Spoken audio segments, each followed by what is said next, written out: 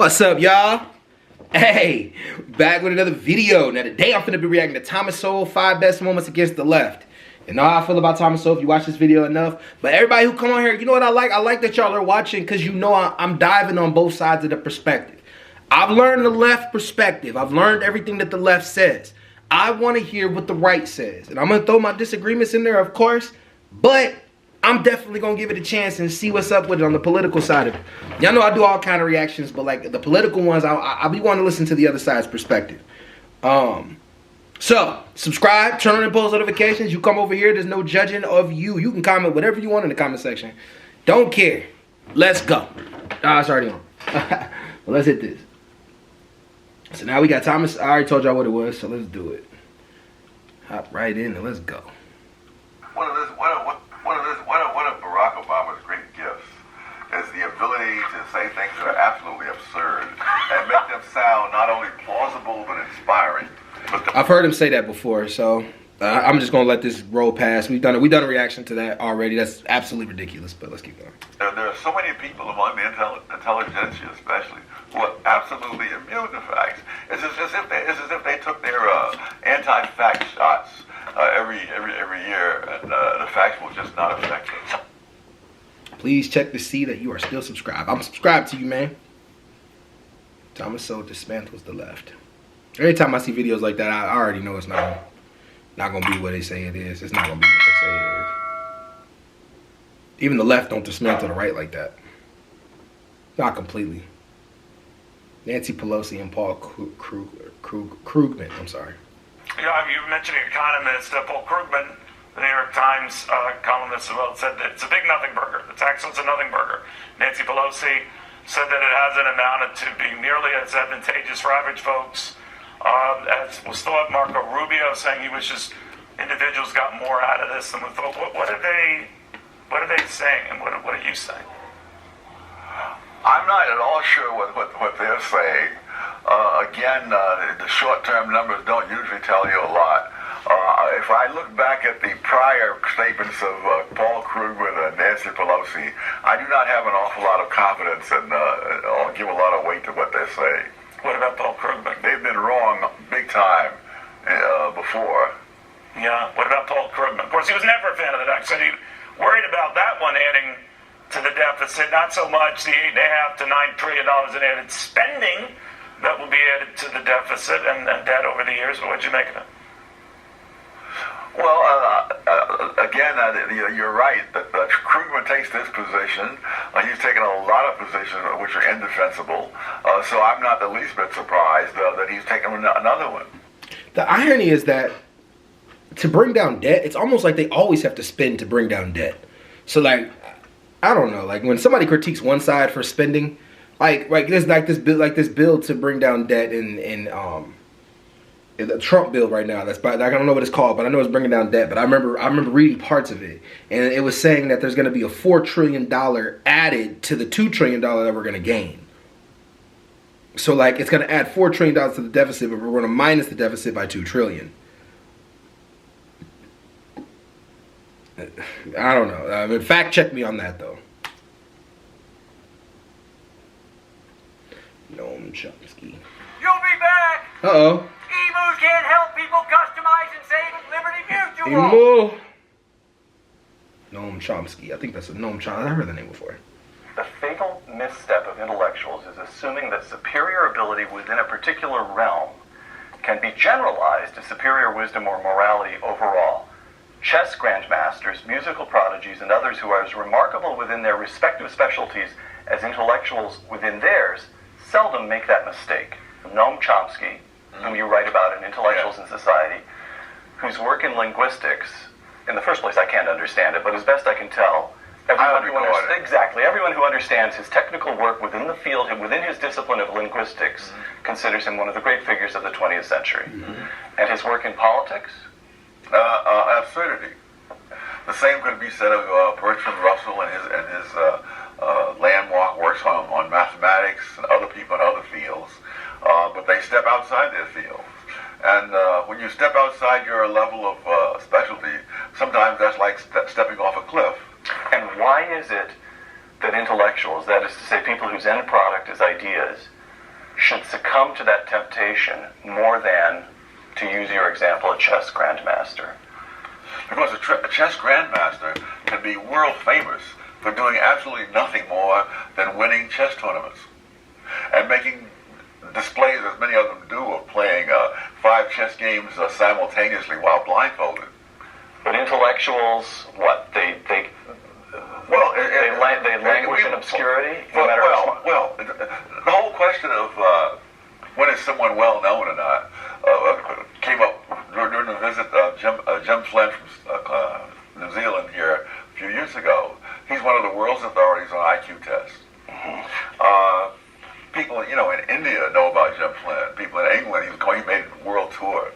But I doubt if the people in the next block from where he lives know who he is. If Noam Chomsky had just kept on staying in linguistics, neither of us probably would have ever heard of Noam Chomsky. He would have been just as famous around the world among linguists, but nobody else would have heard of him. I didn't hear the destroyed. He didn't destroy anything about what Noam Chomsky was saying at all. And Noam Chomsky definitely has a great opinion when it comes to politics. I think so. As well as I think Thomas Sowell's opinion is great. But he just said he was stupid. That's not destroying him, guys. I mean, he has to actually attack the arguments and make sense of the arguments that he attacks. Maybe that's in his book, though, Intellectual. So I'll go read his book again. But I missed the chapter about Noam Chomsky. But let's keep going. Now he's going to talk about AOC. Oh, man. Leave AOC alone. Her fine ass. AOC, man. AOC is bad to me. I like AOC. I would, Anyway, we go.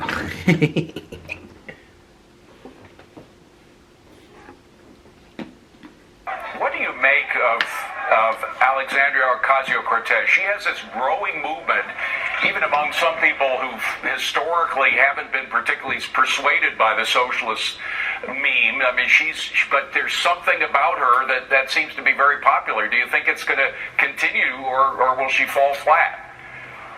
I don't know. Again, it depends upon whether people go by facts or by rhetoric. If they go by rhetoric, she's a rising star. Now, I would like you to take a look at a brief video of Alexandria Ocasio-Cortez, who at the age of 29, calling herself a democratic socialist, has just been elected to the House of Representatives from New York.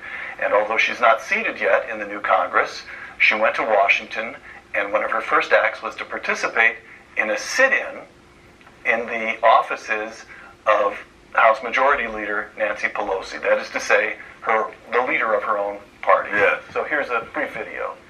I just want to let you all know how proud I am of each and every single one of you for putting yourselves and your bodies and everything on the line to make sure that we save our planet, our generation, and our future. It's so incredibly important.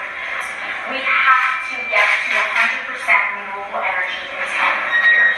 There is no other option.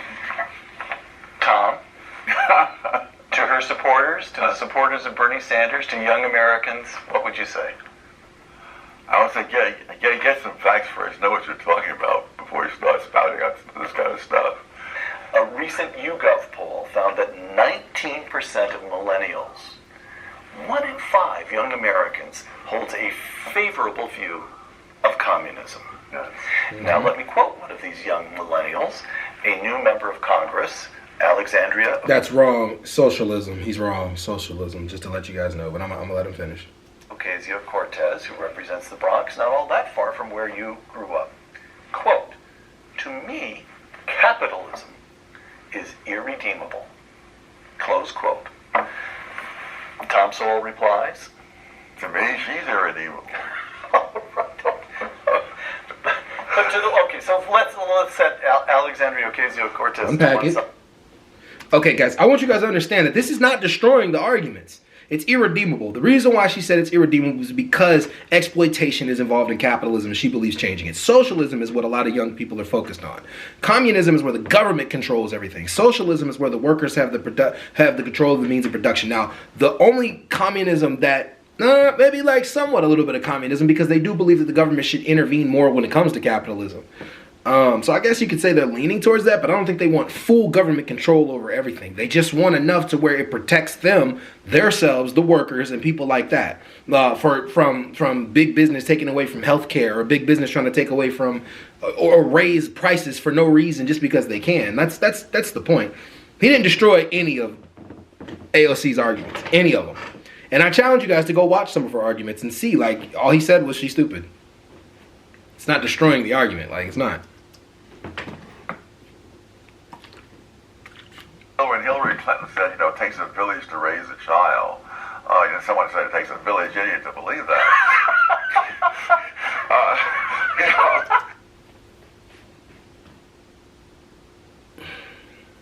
It does take a village to raise a child. Let's see what else he says. What they're saying is they want to come in there and tell them. You see, it's part of the whole thing of third parties wanting to make decisions for which they pay no price when they're wrong. You see, when the parent raises the child the wrong way, the parent pays the price when the child goes down the tubes. But these third parties can sit back in their wherever they are, Washington or whatever, and if the things they tell us turn out to be wrong, it doesn't hurt them. Anyway, so fatherless households, what would you do with that? Like, do you not want a third-party system inside the government? Not even inside the government, just that's out there in society that's actually helping with fatherless homes, because a lot of conservatives blame fatherless homes on a lot of these problems, and you can point the statistics towards some of that, maybe, you know what I mean? But I think it's more of poverty that's the problem. Poverty is the problem. Poverty is where all crime is relegated to. We hail poverty, but anyway, that's neither here nor there. You don't want a third-party system in the government that helps these people that don't have fathers in the household. He just argued it takes a village to raise a child. Shouldn't the society come together as a village, quote unquote, to help the people that don't have what they need to have? I don't know, man. Help put that father figure in their life, that mother figure in their life. Like, shouldn't we care a little more about each other? That's what I took from it. Like, it takes an idiot to believe that. Whatever, man. Now he's going to destroy Barack Obama. Good luck with that. My attitude is that if the economy is good for folks from the bottom up, it's going to be good for everybody. Mm-hmm. If you've got a plumbing business, you're going to be better off if you've got a whole bunch of customers who can afford to hire. And right now, everybody's so pinched that business is bad for everybody. And I think when you spread the wealth around, it's good for everybody. Spread the wealth around in the name of greater equality for bus drivers and plumbers and construction workers. What's wrong with that? What's wrong is the track record of spreading the wealth around. But what has happened around the world, and what is happening under the Obama administration, is an attempts to spread the wealth, or in fact spreading poverty. Why?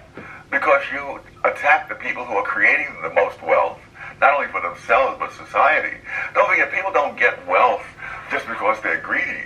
They get wealth because other people voluntarily pay them their money. And they voluntarily part with their money only because they're getting something that they consider worth it.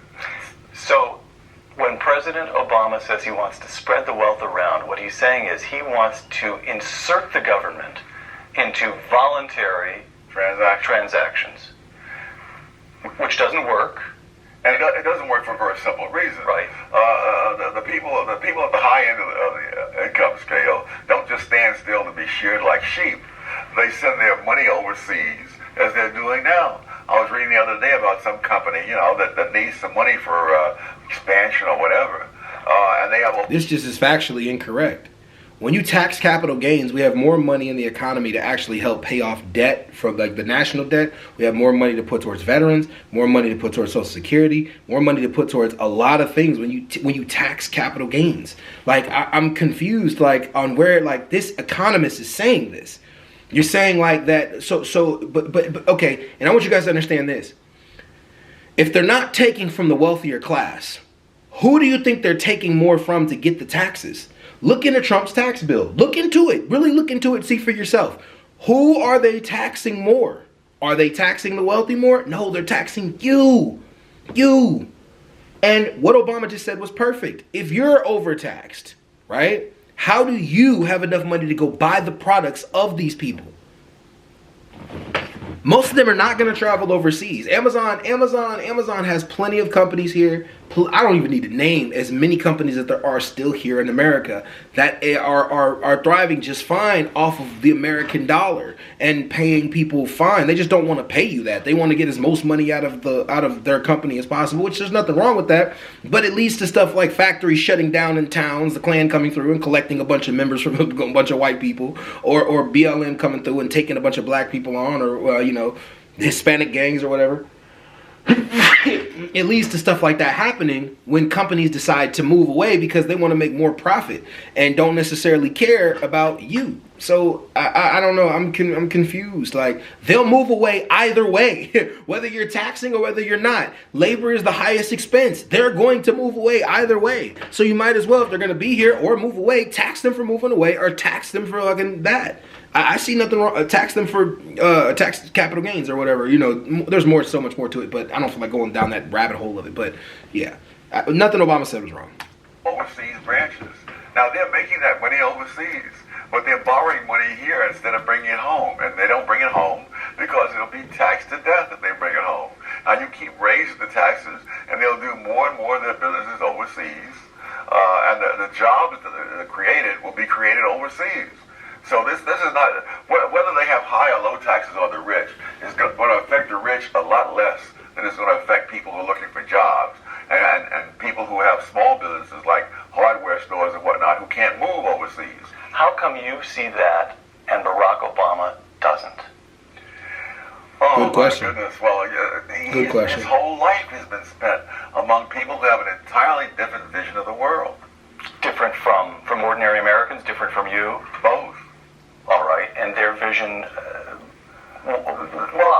Why, Thomas? So why is their vision different? I wonder if he would ever go into that, because he's talking about black people. That's what Obama spent most of his life around. Black people. They have a different vision of the entirety of society. Why?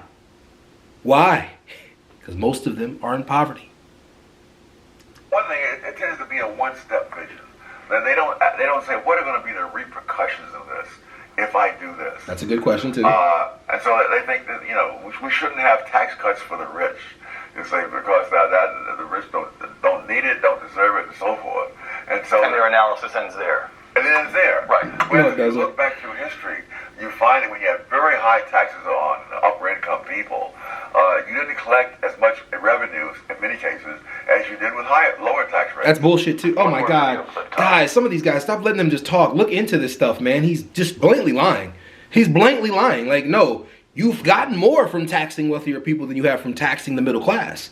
If anything, when you tax the middle class more, you almost damn near wreck the economy. Like, you wrecked the economy. What was the reason for what happened mostly during some of the Great Depression, specifically in Germany? I'm speaking specifically in Germany. They were taxing the middle class high as hell. And they were taxing the middle class high as hell. Like, I mean, there's plenty of examples. I don't feel like going down the line, but there's plenty of examples. I'm going to do exactly what he's doing. Just say my piece and tell you guys to go research it. Research that. When we tax the wealthier, what happens? Like, if you don't mind. It's hard to argue against that. Warren Buffett's secretary shouldn't pay a higher tax rate than Warren Buffett. It is wrong that in the United States of America, a teacher or a nurse or a construction worker who earns $50,000 should pay higher tax rates than somebody pulling in $50 million. yes. Explain why somebody who's making $50 million a year in the financial markets should be paying 15% on their taxes, when a teacher making $50,000 a year is paying more than that, paying a higher rate. They ought to have to answer for that. And if they're pledged to keep that kind of unfairness in place, they should remember the last time I checked, the only pledge that really matters is the pledge we take to uphold the Constitution. So, by the way, I have to make a brief factual correction. He referred to Warren Buffett's having made $50 million. Warren Buffett later announced that last year he'd made $62 million. Yeah, well, let's not underestimate Warren Buffett. All right, but the President of the United States kept talking about the prima facie unfairness of a secretary, what did he say, a teacher or a nurse or a construction worker paying a higher rate than a hedge fund manager or one of the richest men in the world, Warren Buffett. Now, there's something to that, isn't there? One of Barack Obama's great gifts is the ability to say things that are absolutely absurd and make them sound not only plausible but inspiring.